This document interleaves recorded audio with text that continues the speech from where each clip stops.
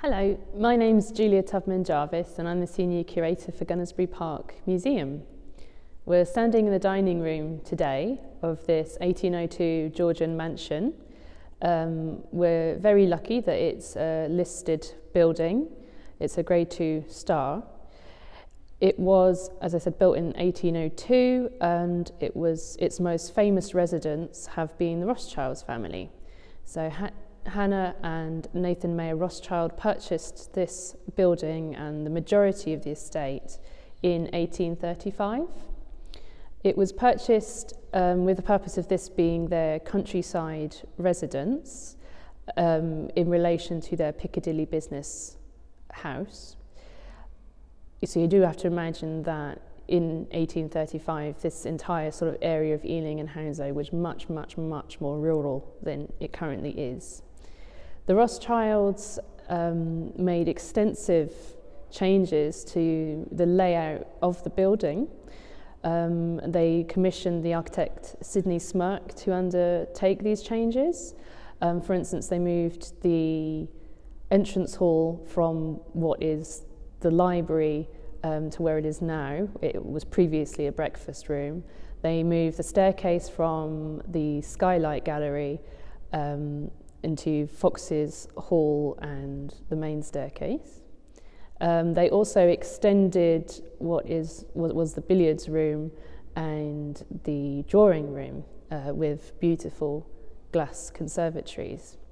And they were able to do this because at the time Nathan Mayer Rothschild was most likely the richest man in the world. Sadly, despite being the richest man in the world, he died of blood poisoning in 1836, only a year after purchasing the estate, and it was actually his widow Hannah who oversaw the actual material changes. They also had the orangery built, which is another Grade 2 star listed structure, and that overlooks the Horseshoe Pond, which we recently had refurbished in the park. The Rothschilds lived here quite happily for around 90 years. The estate was self-sufficient to a certain extent. There was a very large farm, there was a dairy, there was an on-site butchery, an ice house, mushroom cellars, everything that the family could really require aside from laundry facilities. We have oral histories accounts of a gentleman who worked here in the early 1920s, and he explains that every day a wagon was prepared at Gunnersbury filled with flowers and fruits and vegetables and milk and taken up to the Piccadilly business residence. So that's kind of how self-sufficient this site was for the family. The Rothschilds sold the estate in 1925 to what was then the borough of Acton, the borough of Ealing.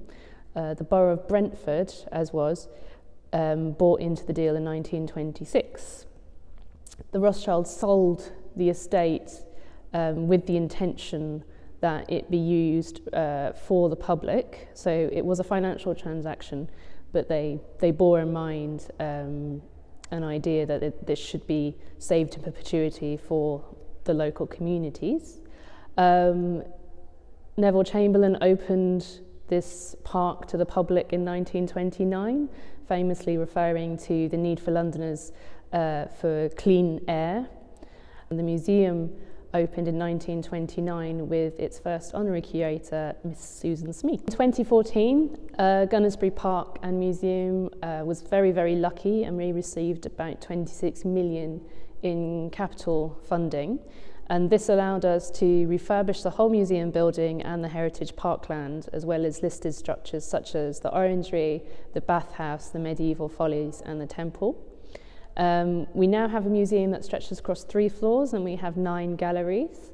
We have events going on every single day, and about 500 objects from the museum collection, as well as loans from the British Museum and the Museum of London, are currently on display. We'd really like it if you could all come and visit us.